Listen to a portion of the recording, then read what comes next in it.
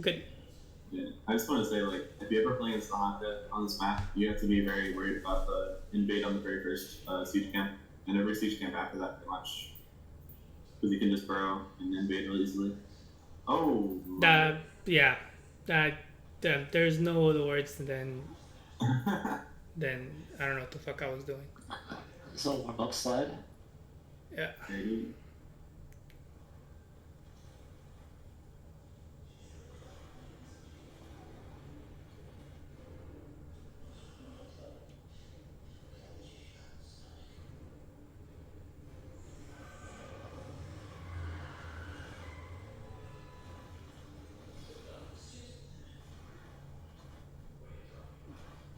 now, why are you retreating away from your team? Never retreat away from your team.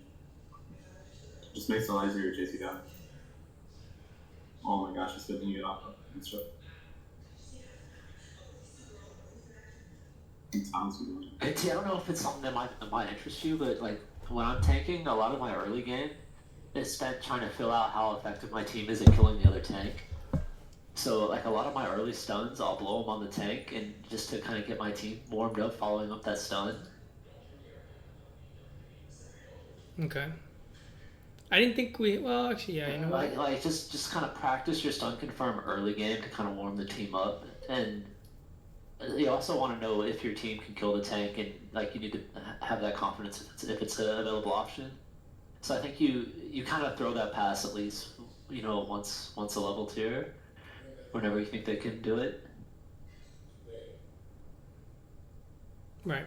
Yeah. Yeah, you guys are losing a big win then. Because the Mountain's trying to trade too much from the Donka instead of clearing. So this needs to be like recognized. He needs to call out that he needs someone else to catch mid for him. You guys are about to lose all that. Yeah, he's just gonna. Yeah, lost all of it.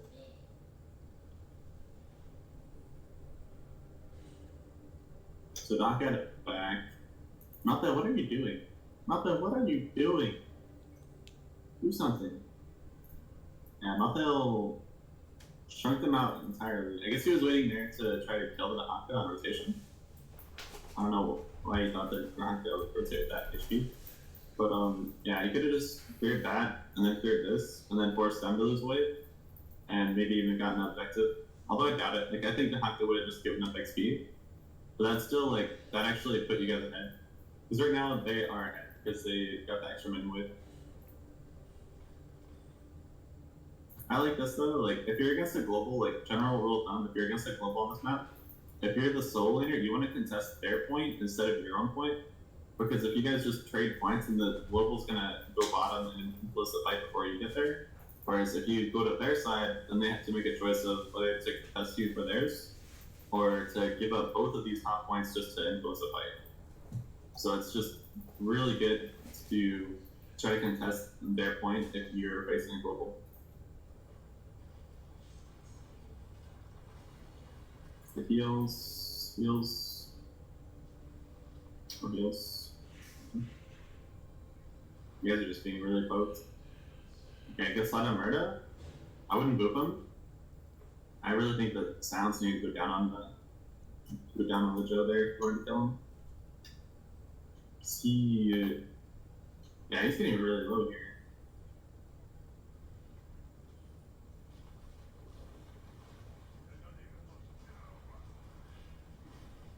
Okay, good. Yeah, so you like booped him out of the Stukov W. Like the Stukov WE was coming in, but you just booped him away. Oh. And it's just like a general tip on ETC is that you want to wait like a second or two before booping away so that your team can like use the stun effectively. Otherwise you just like mess up all their skill shots. Also, Night, you need to be focusing the person who got stunned instead of trying to poke. Just like if you're playing Li Ming, like you want to be focusing the people who get stunned more than the people who are just off to the side. But yeah, that could have been a Joe kill. That's a good chunk. Nice. You can afford to you can afford to play more aggressively because you see pretty much all their team right here. But you can step into this bush and look for more folks. You're not going to get this cap. Never. Wait a minute. Nice job, nice job, nice deal. I don't know why the guy didn't just throw down the E on your head though. Like that's what I was thinking what's gonna happen is you just throw E on your head. That's why I was like, there's no way that you actually get that cap. Because you're also capping on the side closest to them. Yeah. I think Okay, so he's she just out got of scared off by Ender. Yeah, I think she just got scared by Ender. So she was like hesitant to throw E. But she could still just like walk up and press E right now. Oh, she tries to Q instead. Why is she Qing? Okay. Nice. Here's also gets that and that. Very, very good.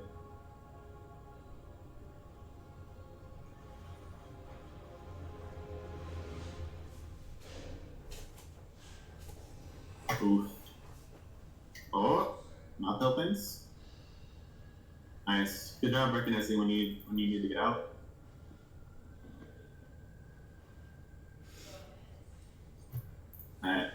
I don't like seeing you in wave just clearing Ender. Cause that just it makes the team you're not really doing anything back clearing the wave, and also makes it so that enemy team knows where you are. And you could be even being in a bush right here is more helpful because then their team can't immediately turn on Gray Main because they don't know where ETC is. So they'd assume that ETC is collapsing on the mid and they might back off more. Gotcha. You could just let Night clear mid or clear bottom. You just let your assassins do the work. Like as tank, you just want to be lazy and never ever touch waves unless you absolutely have to. And even then, you should just be mounted like picking up XP. Okay, good. The root, the silence. Okay. No silence, but it's alright. I don't think is the root silence. Is the root on 7 for Stukov? I mean, even It's on 13, I think. it's like a 90% slow if he pops trait. It's the same thing. Yeah, I mean, yeah, that's what I was talking about. But I think it's at 13 still. Unless they changed it since I last played. I'm pretty sure it's on 13. But you guys can still basically get the silence. What you need to do though is make sure that you get the silence down when you pop the slow. Like right there, you didn't put the silence down. So if Joe did have trait, you could have popped it. I don't know if you guys were tracking the Joe trait or not.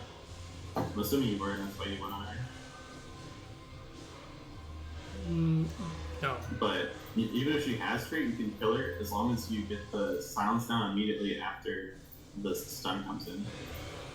Because you won't have time to press trait, and you can slow her in silence.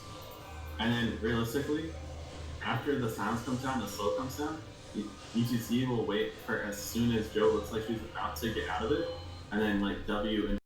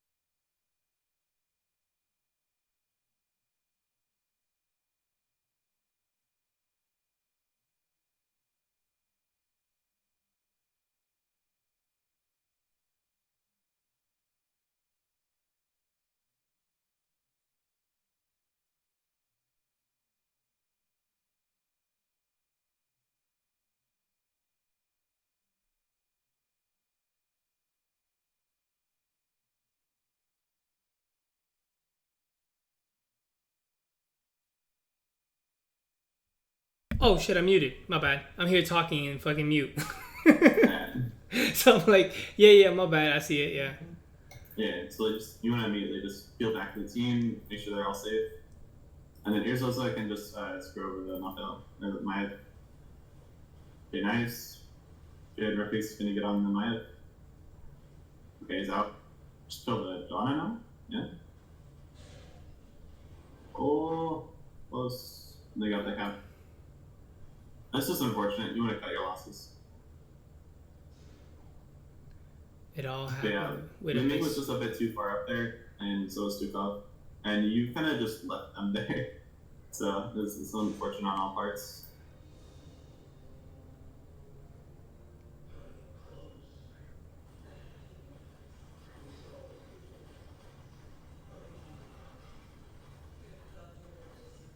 So at this point, we have bullet combo, we have calamity combo, we have massive damage for anything that steps into range.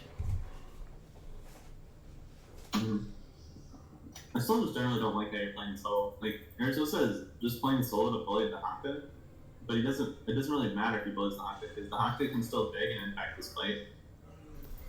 Like the most he can do in the solo lane on this map is to get towers, and then maybe a top fort. And if you get top fort, that just means you can't double soak anymore.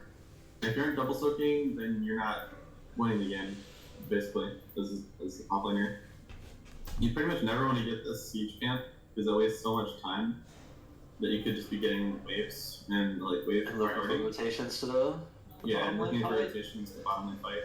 Like he needs to like if you guys get this bruiser, he should just be like clearing his waves instantly and then coming down to push this in with power. Because getting this bruiser in is way more value than getting this bruiser in. Like he has prio here, he can just rotate mid right now. Yeah. And now you guys run the risk of losing this fight from a Dahaka burrow.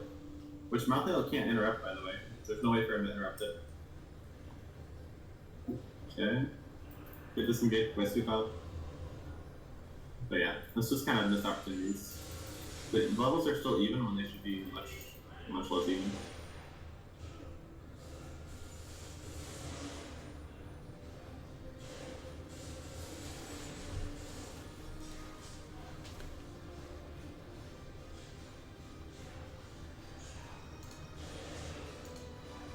Oh, they're doing the nasty thing.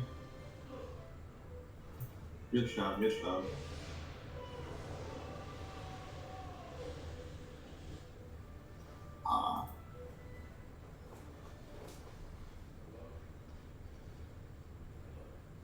Stun. Nice. Good.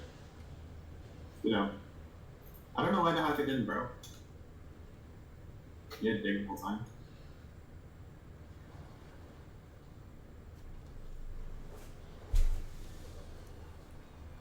Nice. Good blow up. You guys are getting a little too far. Night night. Good heal. Try to come back to your team. Try for the don't put them back in. I didn't body block. Nice body block. Yeah, that was good. That was good. Were you trying to body block him there? Yeah, I was trying, but I think I let him in through the top. I was like, I missed it. Yeah, that was good body block though. Like, you can't always perfectly body block. Like, you can't. It's really hard to perfectly body block. Most of the time, they will find that entryway, and the Haka can press W and get past you if he's paying attention. So you can ignore collision if he presses W. Right. I really thought we were gonna get them there. I was like, shit. Ooh, how did that happen? I think that was the light bomb. Look, I guess like the general light bomb. Yeah, they've been doing. This is a reoccurring theme from this point on. Oh, yeah, technically since 10 on.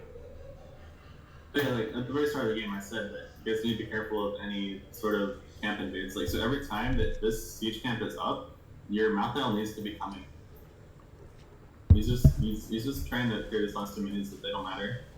Like, there's no point in getting these minutes. He just needs to clear more efficiently, stop looking for Pokemon to Haka, and just clear effectively as a soul laner, and be where he needs to be. Because he needs to be here at this camp.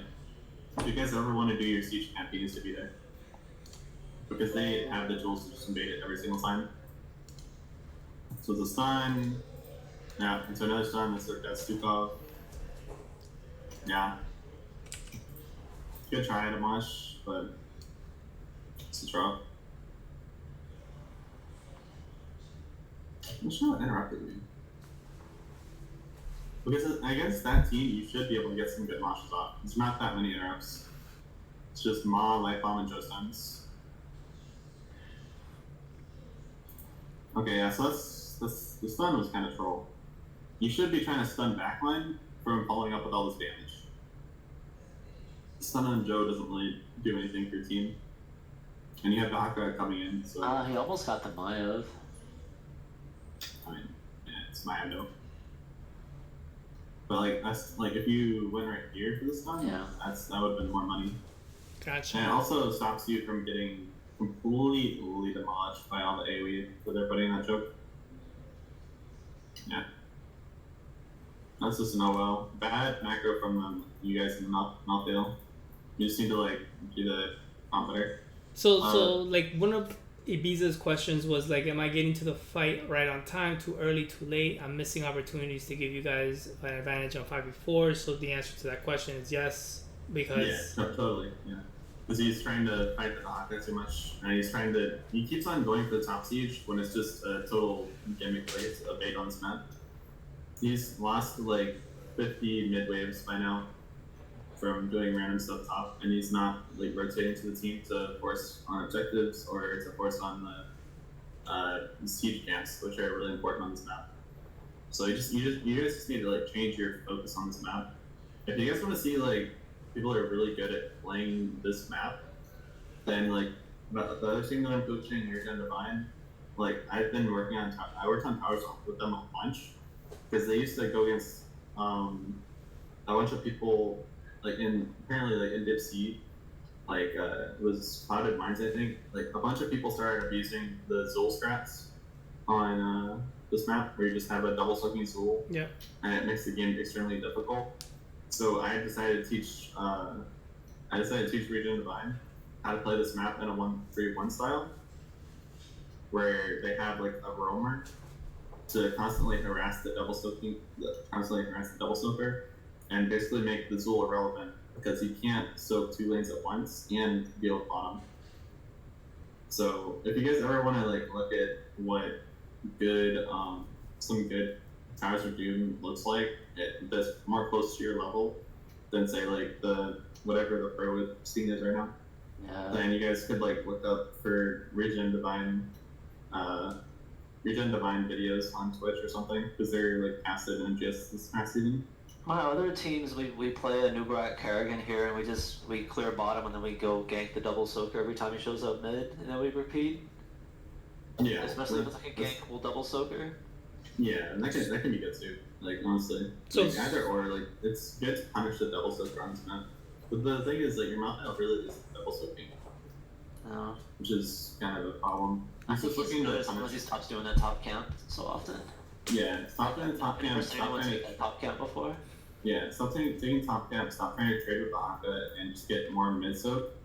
Because you clear faster than the Haka. You should be able to just clear, and then be to whatever team fight in time because you have Tail Horse. There's no ganker or roamer or anything that's bothering Malthael, which is like the biggest problem with Malthael. So like, right now. Oh, baby. Yeah. You guys grouped so bad for that. Holy shit, you guys grouped. Yeah.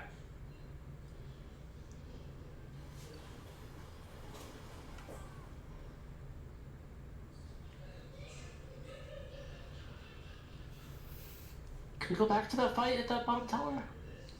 Where you guys just get comfortable. No, it's getting late, man. The review's gone a while. I don't know if there's anything to look at there. You guys just stood together and got womboed. So what I'm looking at is I feel like for them to do that combo correctly, Johanna has to walk pretty close to the team uncontested.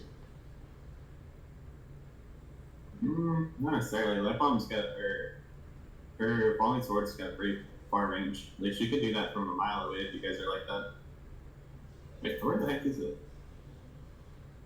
Did I go that far past it?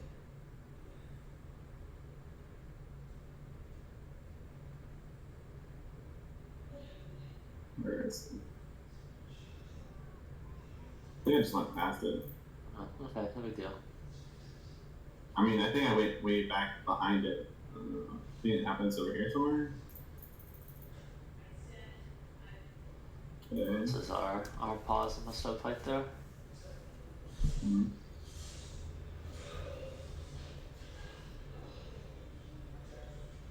Oh, it's here. It's here. It's here because they take this tower.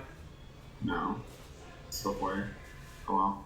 But like, yeah, I mean the range on Johanna R is really far. So it's not so much that you let Johanna walk up uncontested, which it would be in like most cases. It's more that you guys were just standing all in a neat little circle for a light bomb falling sword. Like I get the range is really far, but she only has 1 second after light bomb to proc the light bomb combo. So she normally wants to get where like her initial like kind of bounces.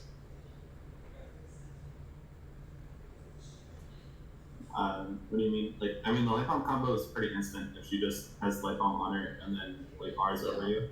Like, she doesn't have to move it that far. Like, she just point clicks with light bomb on her and it goes off pretty much instantly. Mm-hmm. And she could probably just even do it out of range or out of vision if she wanted to. Like, from over here, most likely. But yeah. That's just a positioning thing. I guess just need to not be so clumped against this kind of team, especially. Let's fast forward it. Okay, good. I like that you're focusing the Johanna some here now. You need to get the silence. You guys need to get the silence going. What do you have?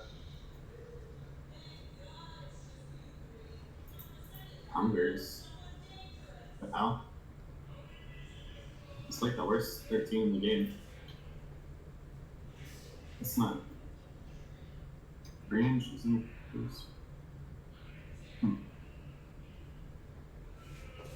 No, it's just bad. Because you went for like an E build, but in the fights they have so much CC and wombo that you shouldn't be immobile that long.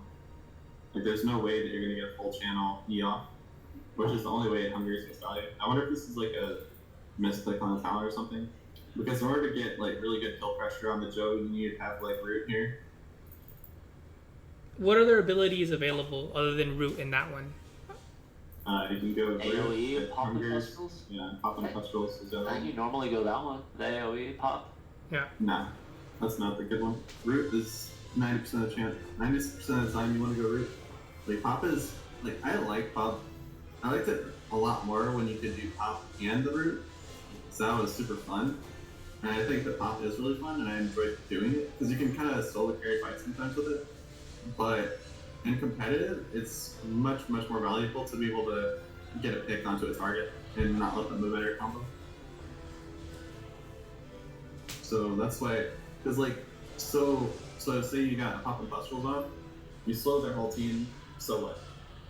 Against this team, doesn't really hurt Gronka any. Ando doesn't care.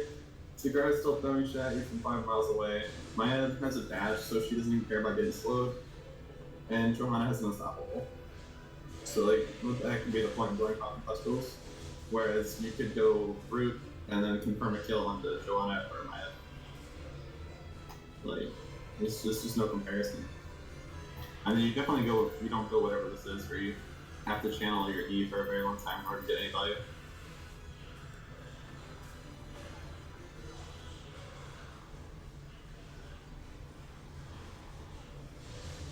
Oh, ouch.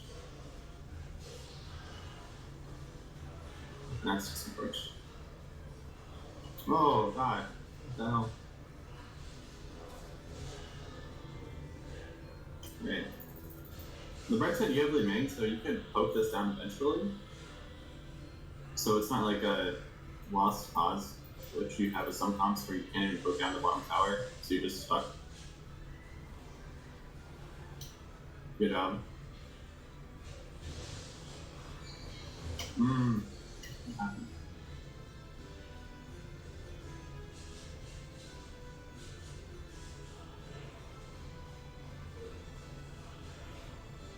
Oh my gosh, she's got pulled so far. Oh, nice. Good job. Nice job, Breakfast Beast. And Night Night was really good. Oh, Sukop. Just a little bit too far up at the time.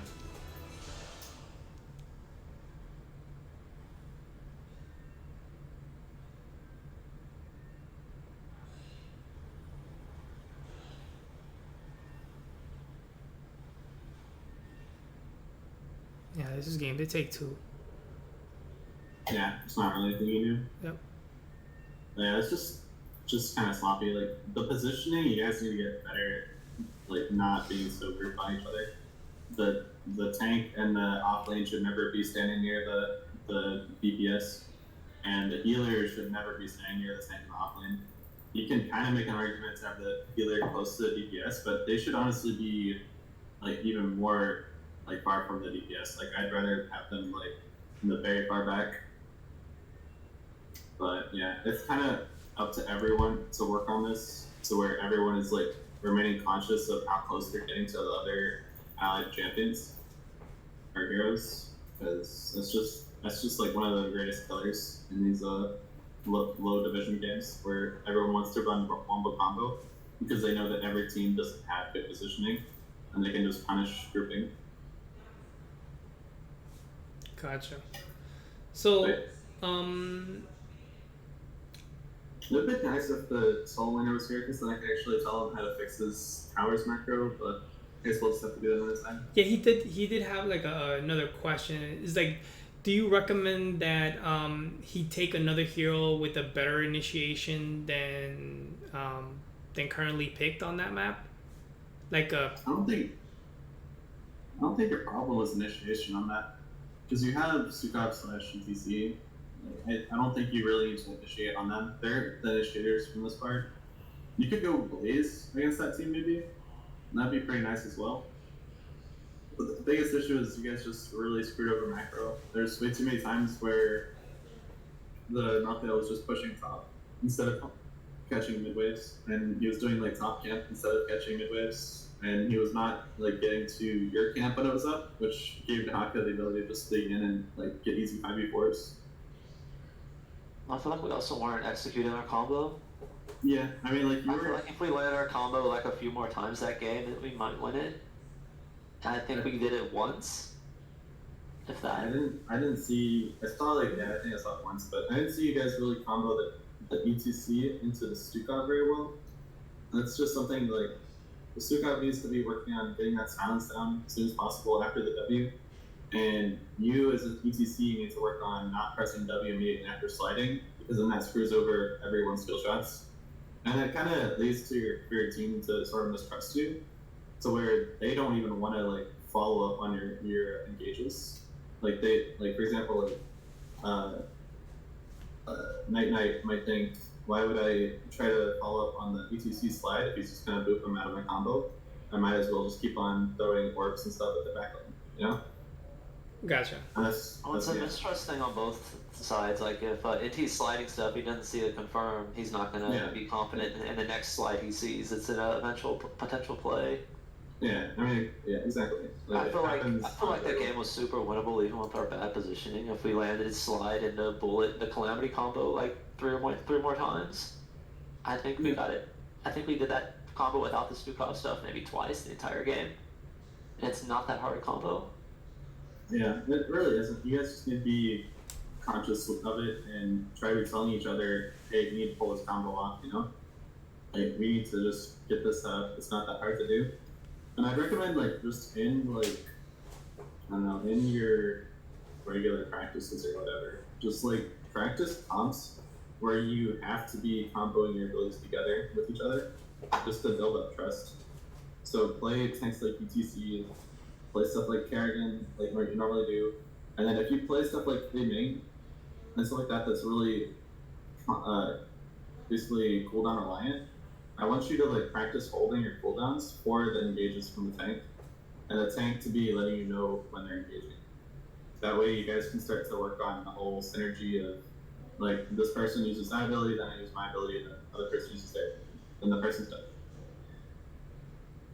Because that's honestly way more of a valuable skill than just doing what these other teams do, where they just draft everyone, press their R button, we probably win fight, hopefully. Gotcha. Okay. Noted. So Ibiza, so here's also have one other last question, is that I guess we do have to address the double soak strategy. So we're saying we said what we need to do. If he's double soaking, he trials, the waves rather than the team fight, rather than in that specific map rather than that camp. But does it also merit that we use a 1-3-1 strat in that map or maps like it? I don't know if you guys are ready to learn a 1-3-1 because it kind of takes some good practice. I think that Red Face Beast has the awareness to be a good roamer.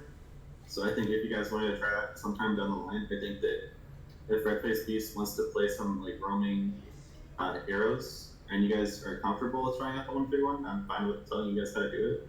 But for now, I think it's more important that you work on your synergy and your combos, and I'd rather you work on that more than the 1-1-3-1, if that makes sense. Okay, gotcha. And the 1-3-1 is generally like really good if they have like someone who has superiority in the wave clear. That game you had a Malthael with Pale Horse against the Haka. The Malthael should have 3 times faster rotations than the Haka. The Haka doesn't have a mount, he doesn't clear the wave fast, and he gets poked out by Malthael every time he tries to clear a wave. Like, there's no reason for Malthael to be behind in rotations, or not out-rotating him. And then after 10, we have a free kill on Johanna every time Malthael shows up.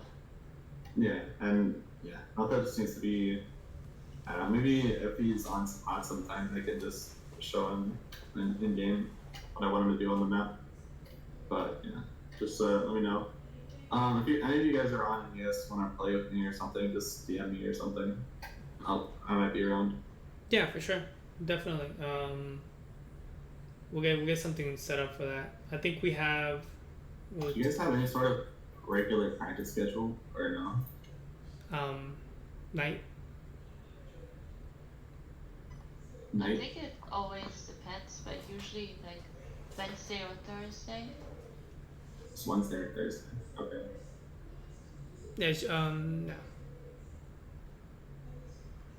Yeah, I think Wednesday. Yeah, she organizes most of the practices and the things of that nature. So like, I guess Wednesday around this time, right? 9:30, something like that.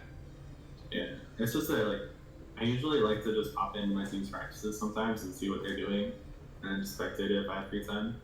And I don't know if you like maybe you don't have me in the channel where the schedule is. Oh. I don't know when you guys are practicing. Yeah, he's not in there. Maybe So, let me give you. When you guys practice. Let me do that now. Edit channel. You have a scrum next Thursday, right? Well, I have to touch base with him. He said yes. Like, he's looking towards that. So, what is that? TSRG Knights. I think that's. Oh, they're good. Oh, they're okay. We beat them in Storm League, but. There you go. I gave you. Sounds good, guys. Just try to work on like the combo stuff. If you guys want to, I can show you how to do 1-3-1s. And if you are really curious about 1-3-1s and you don't want to wait to talk to me about it, then just go look at Regen, like my other team, Regen Divine's replays. You can see them on Twitch. You just type in Regen Divine and GS, and you should be able to find like some of their games where they ran 1-3-1s on towers against double soaking Zool comps. And you'll see like how they kind of played around it. Yeah, absolutely. Thank you for that, and I just added you to that channel, so you should see when the schedules come up. Alright, that sounds good. Alright, have a good night, guys. Alright, thank you. Thanks.